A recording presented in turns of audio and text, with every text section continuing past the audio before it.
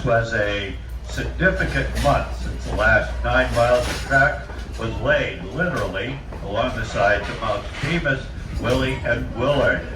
And 4 major obstacles to the track were made completion.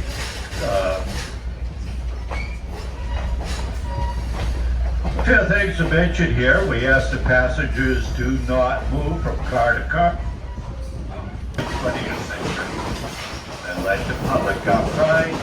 And several organizations led the effort to create national forests.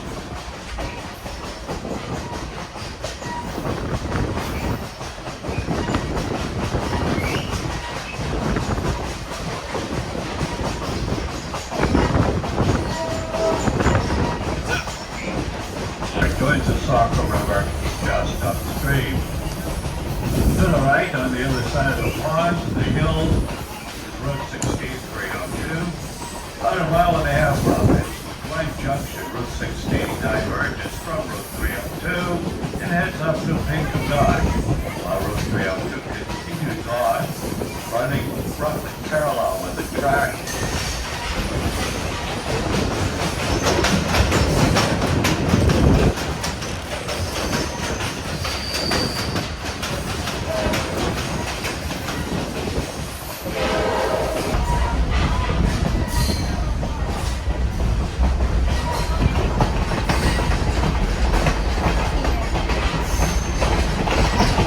Further down the yard, we come to Millbrook, go over Millbrook.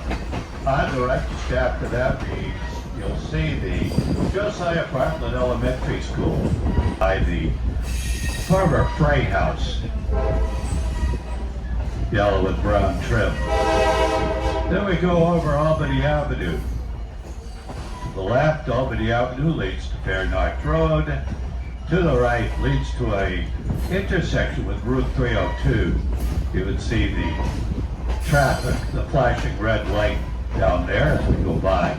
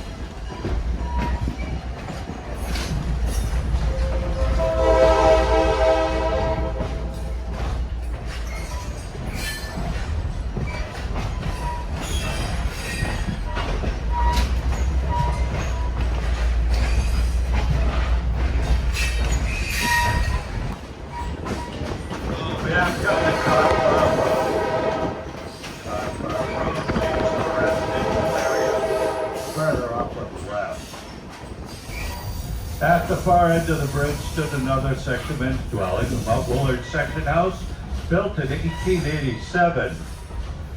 The well-known Evans family lived there for 40 years as they were responsible for feeding the section men who maintained this section of the railroad.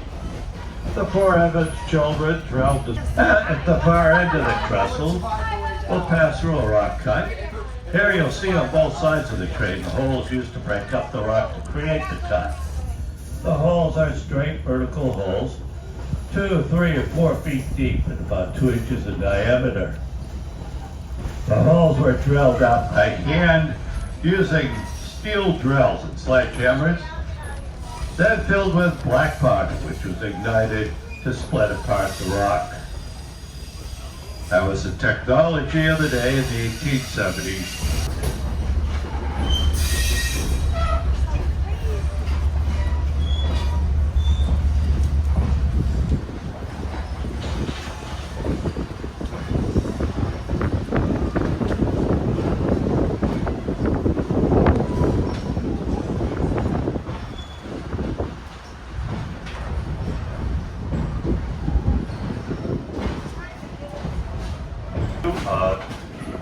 The Silver Cascade To the left, a silver cascade. About 100 yards further on, you see the Plume Cascade, both coming down off Mount Webster.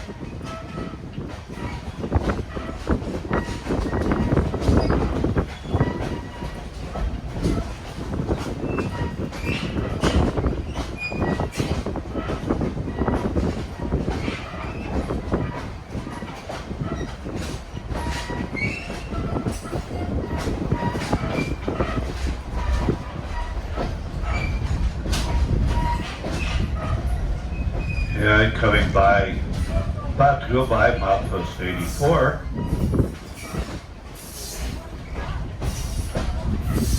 Actually, the only milepost that is a little different from the others is actually been broken in two, probably by height 87 feet. Saco River is a little more than a brook as it passes under Heath Road 302, passes down between the highway and the tracks. Before it goes, visit Lisa in the snack bar if you want something to eat or drink.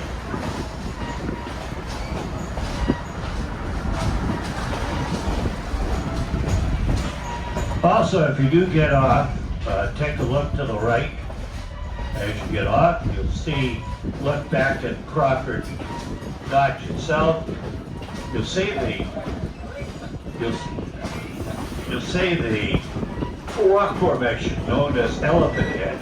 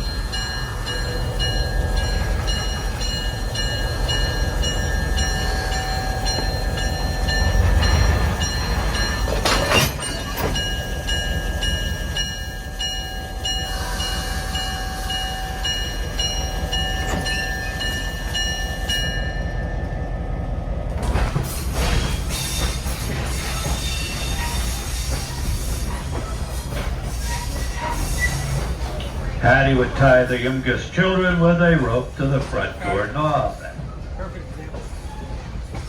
As the children grew, they needed to go to school. First, they went down the hill to Beaver Schoolhouse, and the train would stop and take them aboard. When it was time for higher education, it was necessary for them to go to Twin Mountain or Whitefield to the west.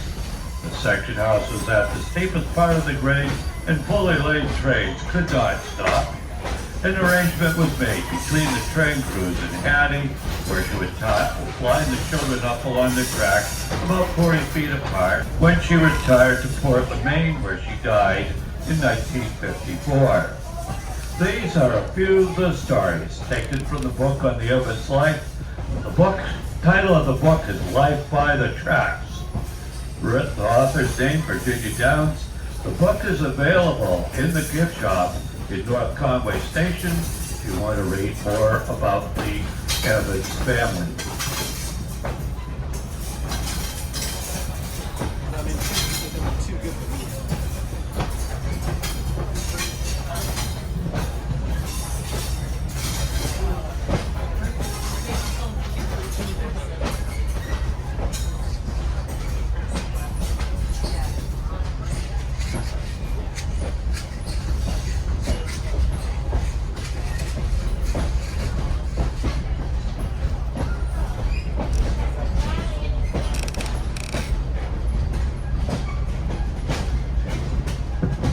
We have great views down the valley. See Route 302. Just to the left of it, further on, you can see an opening in the trees. That's a link directly across Route 302 from the Willie House Historical Site. Mounted with a little knob on top is Mount Bemis. Yeah, Mount Willie just in front of us. If you look ahead up the left side of the train, you'll see the side of Willie Brook Bridge.